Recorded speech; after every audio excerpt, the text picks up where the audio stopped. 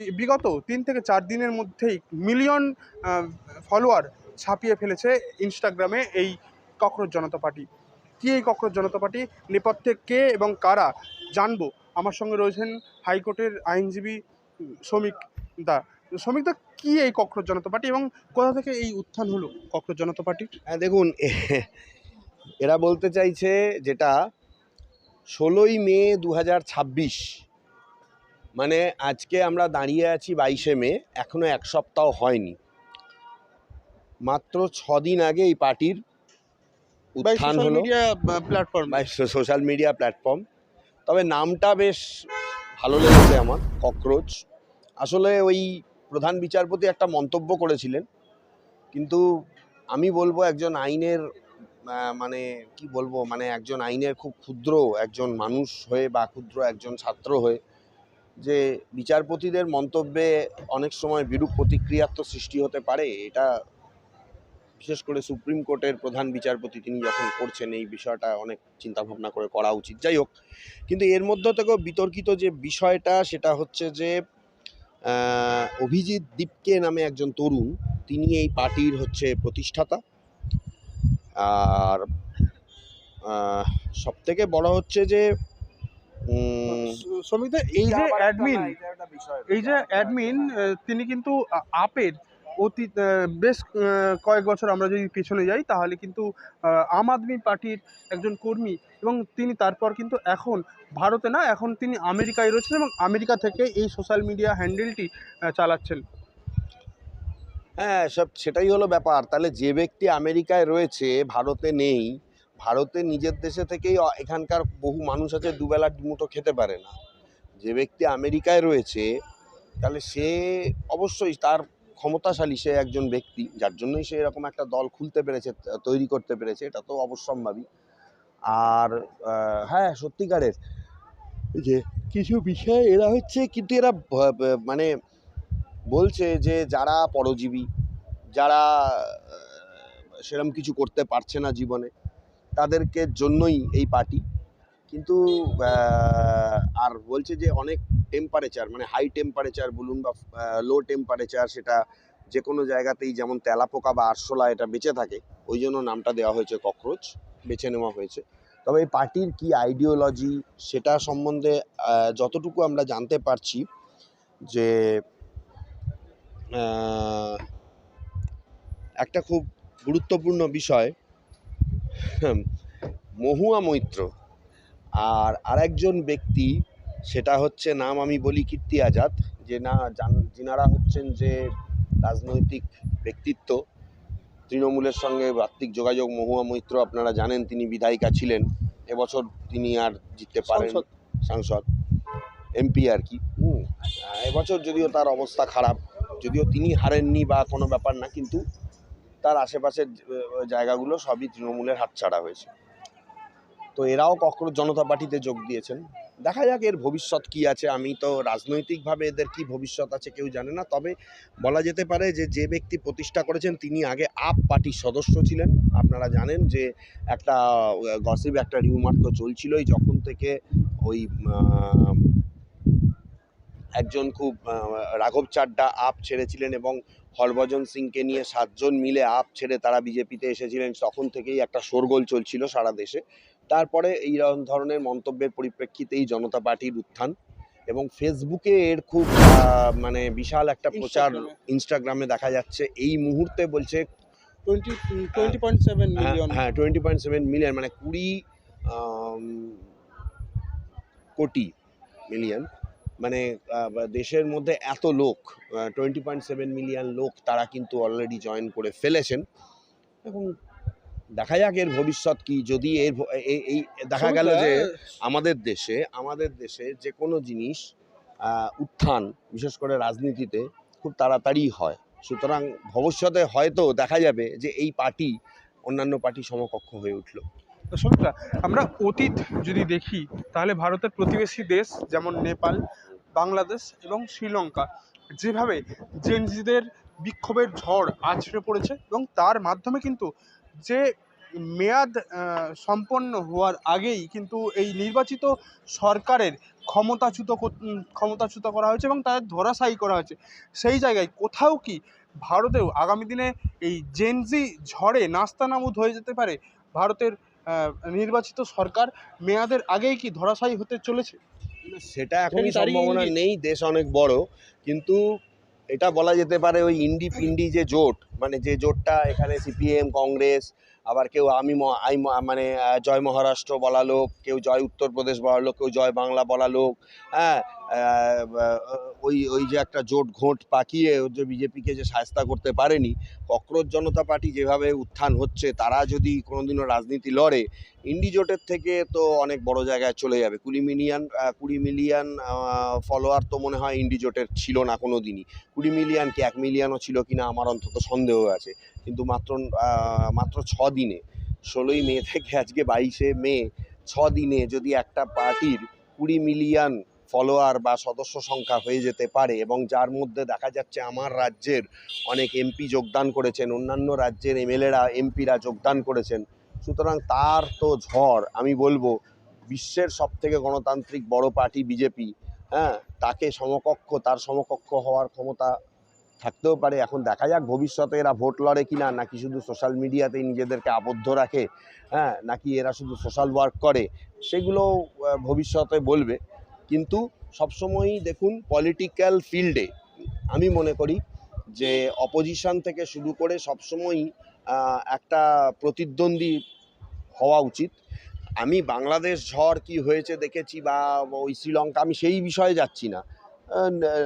যদি জনগণ মনে করে, আপনি তো দেখতেই পেলেন আমার রাজ্যে কি হলো, একটা 208 সিট পাওয়া, 225 সিট পাওয়া, 225 সিট পাওয়া একটা দলকে ক্ষমতা থেকে চলে যেতে হলো কি না, বিজেপি যেখানে 207টা সিট, এবং ফলতা বিজেপি পেয়েই গেছে, ধরে নিন 208টা সিট বিজেপি পেয়ে গেল। সুতরাং সেই দিক থেকে দেখতে গেলে, আবার যদি কারোর উত্থান হয়, যে দেখা যায় যে মানুষকে কোনো আশার আলো দেখাতে পারছে, কিন্তু আমাদের দেশের রাজনীতির পরিপ্রেক্ষিতে শুধু উত্থান হয়ে রাজনীতিতে জিতে আসা বা কোনো কাজ করা অত্যন্ত কঠিন ব্যাপার। সোশ্যাল মিডিয়া একটা প্ল্যাটফর্ম, যেটাকে অস্বীকার করা যায় না। সোশ্যাল মিডিয়ায় ফলোয়ার হলেই যে এরা রাজনীতির ময়দানে বিশাল বড় সাফল্য লাভ করবে, সেটা আমার এখনই মনে হচ্ছে না। সঙ্গীতা, কিন্তু রাতারাতি যেমন এই ককরোচ জনতা পার্টি ভাইরাল বা মানুষের আলোচনার বিষয়বস্তু, সেই জায়গায় কিন্তু অতীতে আমরা দেখেছি যে আপ একটা আঞ্চলিক দল কিভাবে এটা রাজ্যের ক্ষমতা চলে এলো এবং কি নাকি একেবারে ভারতের রাজধানী দিল্লির ক্ষমতা দখল করে নিল। তারপর আমরা দেখেছি পশ্চিমবঙ্গে মমতা বন্দ্যোপাধ্যায়ের তৃণমূল সরকারের উত্থান, এবং তারপর এই 26-এর নির্বাচনে তার পতন এবং বিজেপির উত্থান। আবার দেখা গেল তামিলনাড়ুতে যে কিনা কয়েক মাসের মধ্যে বলা চলে যে এই বিজয় থালাপতি একজন সিনেমার হিরো, তার দল একেবারে সরাসরি ক্ষমতায় চলে এলো, মুখ্যমন্ত্রী গঠন করতে পারলো। সেই জায়গায় আগামী দিনে কি ভারত সরকারের একটা মাথা ব্যথার কারণ হয়ে দাঁড়াতে পারে এই ককরোচ জনতা পার্টি?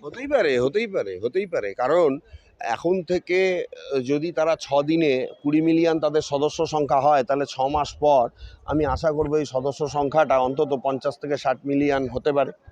তাহলে সেই পরিস্থিতিতে গেলে 1 বছর পর দেখা যাবে যে অর্ধেক ভারতীয়ই তাদের সদস্য সংখ্যার মধ্যে চলে এলো, কারণ সোশ্যাল মিডিয়া প্ল্যাটফর্ম অত্যন্ত গুরুত্বপূর্ণ।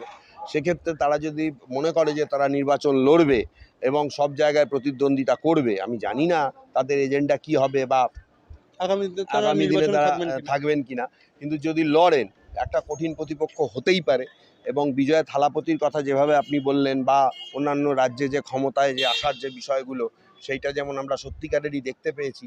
মানুষ যাকে চাইবে না তাকে মানুষ গদি থেকে সরিয়ে দিতে 1 সেকেন্ডও ভাববে না। আমি এইটুকুই বলবো যে আজকে এই রাজ্যের ক্ষমতায় যে সরকার রয়েছে, বিজেপি সরকার, ডবল ইঞ্জিন সরকার, তারা যেন কখনো আত্মতুষ্টিতে না ভোগে। না হলে এই ককরোচ জনতা পার্টি, এই ধরনের জনতা পার্টিও তাদেরকে কোনোদিনও বড় বড় মঞ্চে কম্পিটিটার হয়ে দেখা দিতে পারে। এবং সেই দিন কিন্তু খুব একটা দূরে নেই বলেই আমার মনে হচ্ছে। রাজনীতির কচকচানির মধ্যে না ঢুকে আমি অন্তত এইটুকু বলবো, মানুষ সোশ্যাল মিডিয়ায় অন্তত একটা জিনিস দেখে আনন্দিত হয়েছেন, যে এরকমও যদি কোনো পার্টির নাম হতে পারে ককরোচ জনতা পার্টি। এইটা অনেক দিন পর একটা ভালো টপিক পাওয়া গেছে সোশ্যাল মিডিয়ায়, মানুষের অন্তত কিছু গসিপ করার জন্য। বাট যদি এটা বাস্তবে সেই জায়গায় পৌঁছে যায় বা সেই জায়গায় যদি লড়াই করে, হ্যাঁ, রাজনৈতিক ময়দানে আসে, কারণ এখনও তো তার রাজনীতির পরিচয় নেই, এখনও তার কোনো রাজনৈতিক রেজিস্ট্রেশন নেই। যদি সেগুলো হয় ভবিষ্যতে এবং যদি তারা মনে করে, তাহলে প্রতিদ্বন্দ্বিতা হতে পারে। সৌমিকদা, অতীতে আরও একটা বিষয় যে নেপাল, বাংলাদেশ এবং শ্রীলঙ্কাকে মাথায় রেখে এটা কি বলা যেতে পারে যে এর ইন্ধনে কারা রয়েছে? কোথাও কি ভারতের বহির্বিশ্ব বা মাফ করবেন, বহির্বিশ্ব না, বৈদেশিক কোনো শক্তি যেমন ডিপ স্টেটের কোনো ইন্ধন রয়েছে না, আমি এর অতটা মধ্যে? মনে করছি না, আপের একজন লোক করেছে, আবার আপের বেশিরভাগ লোক এখন বিজেপির সাথেই রয়েছে। বিজেপি বৈদেশিক কারোর সঙ্গে যোগাযোগ থাকলে রাঘব চাড্ডার মতন যারা সাংসদ, যাদেরকে আপ তাড়িয়ে দিয়েছিল, যে হচ্ছে এয়ারপোর্টে 10 টাকায় মানে এবং ন্যায্য মূল্যে সমস্ত কিছু জিনিসের দাম নিয়ে চলে এসেছিল, মানে তার জন্য করতে বাধ্য হয়েছিল এবং এবং প্রশ্ন তুলে দিয়েছিল যে কেন 28 দিনের রিচার্জ হবে, 30 দিনের হবে না, ঠিক আছে, এবং কেন জনদরদি প্রকল্প হবে না, বিভিন্ন বিষয়ে তার মতবাদ। হ্যাঁ, সুতরাং দেশ বিরোধী লোক এখানে নেই, বরং দেশপ্রেমিক লোক থাকতে পারে। সৌমিকদা, একটু খতিয়ে দেখলে তো এটাও শোনা যাচ্ছে যে এই ককরোচ জনতা পার্টির এই যে হ্যান্ডেলের যে মালিক বা যিনি এই হ্যান্ডেলের যারা সোশ্যাল মিডিয়া হ্যান্ডেল যিনি চালাচ্ছেন, তিনি কিন্তু আপের সদস্য এবং তিনি এখন আমেরিকায় বসবাস করেন। দেখো, আপের এমনি সদস্য আমি যাই না, কিন্তু আপের যারা মন্ত্রী হয়েছেন, যারা এমএলএ এমপি হয়েছেন, আপ দলটা ভালো ছিল। অরবিন্দ কেজরিওয়াল নিজে একজন খুব বড় অফিসার ছিলেন, সেখান থেকে ছেড়ে এসেছিলেন, ঠিক আছে।